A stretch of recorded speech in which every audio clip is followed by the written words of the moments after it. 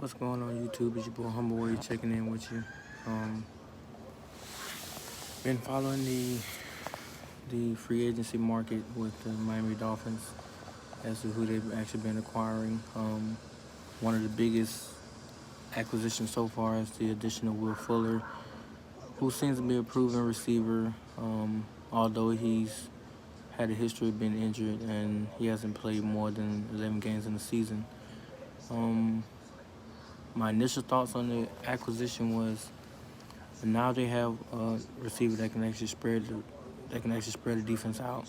They can force, you know, um, they can force the safeties to actually have somebody there to watch out for. Because he is a proven receiver. He had, I think it was 60 or 70 receptions last year for over 800 yards and 8 touchdowns. So it gives Tua a valuable option to look down the field and actually, sling it. So I'm still hoping with this draft they'll either get Smith or Chase as another receiver, and this receiving core will be more than capable of making plays this season.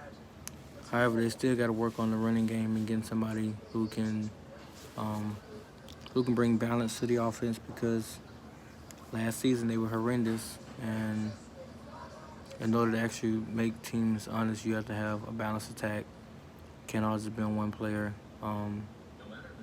So far, they've also done acquisitions to defense, edge rushers, which is a big thing because last year, as I put in my other video, it couldn't generate any pressure. Most of their defense is predicated off turnovers, and they couldn't get pressure with 4 guys. So, figure you go out there in the market and get, 2 proven pass rushers, then it should amp up that line to allow them to have more one-on-one opportunities that they can win instead of trying to go through a double or triple team or whatever. So this defense should be a lot more spectacular this time around, unlike they were last year. I'm curious to see the chemistry between the receiving core and Tua. I'm actually hoping that the very first game of the season they come out, hitting hard.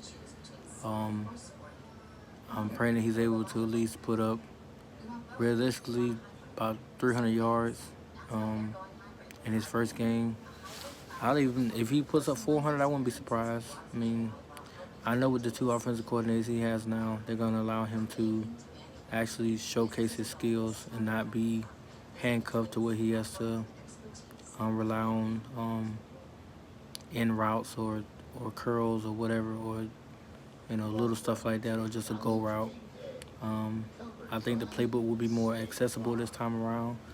Also think that he's going to be able to make audibles and make reads and check at the lines for certain protection coverages and all kinds of stuff to help him get the time he needs to actually survey the field and make the right pass. He's still going to have his, struggles here and there, but I still think he'll make a drastic leap from his rookie year to a sophomore campaign. As long as they continue to put the people around him, he's going to do great. I don't see a reason why he can't. And with his work ethic and the fact that he's constantly, watching himself on film, looking at some of his, bad decisions and trying to learn from that, I think he's destined for, a terrific second season. I do think they'll go more than likely 11-5, maybe 12-4, because now they have real competition between New England and Buffalo, who, to their credit, both got better. Actually, New England got a whole lot better with their acquisitions, but that don't mean that they're going to be a viable threat in the AFC East, because we all know, players on paper mean nothing. It's what you put out there on the field. So they look good on paper, New England does, but that don't mean they're going to get out there in the field and, right away just, make people turn heads. So we'll see how this season goes. But as far as free agency goes so far, the Dolphins are very smart. They're not going to spend a whole lot of money on a splash player, which is a good thing, because the way that camaraderie is set up and the way the system runs is not predicated to praise or demise one particular person. Although last season, Tua took a blunt of the hits, and realistically, it wasn't all fair because there was a lot of different elements that went into his campaign. And I think that the games that people pick on the most is the Denver game and the Raiders game. But if you go back and look at the film, his offensive line did nothing to help. He had no running game, and his receivers they couldn't separate from darkness if it was creeping up their back. So all of last season was not totally on him. And to me, like I said in my other videos, it was totally unfair, and that's why I made video after video after video defending him, because you really can't, you know, bury somebody of that caliber when the situation he came into, it was gonna be difficult. And people say, well, you know, he came from Alabama, so I mean, he had a track star receivers. Yeah, he had playmakers that can actually make plays, but he's no slouch himself because teams had to account for his legs, not just his arm. So it wasn't like he was a slug, but you know, people were so quick to bury him after the Buffalo game, and especially the Denver after the Buffalo game. That's when people really were out on Tua. You know, oh, he needs to get out of here. They need to trade him or something like that. And you know, the last I recall, a lot of people asked him to be more willing to let go of the ball. They asked him to do a whole lot more than what he was comfortable with doing at the time. But you know, to his credit, he went out there and fought, even though his defense got manhandled, and the end result was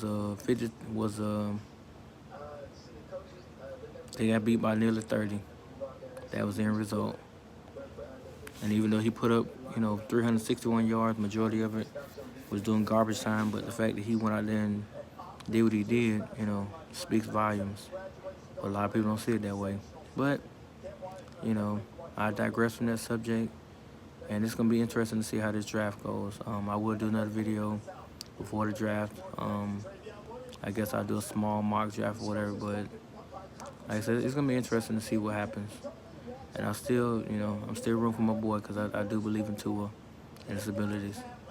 Anyway, guys, stay blessed. Peace.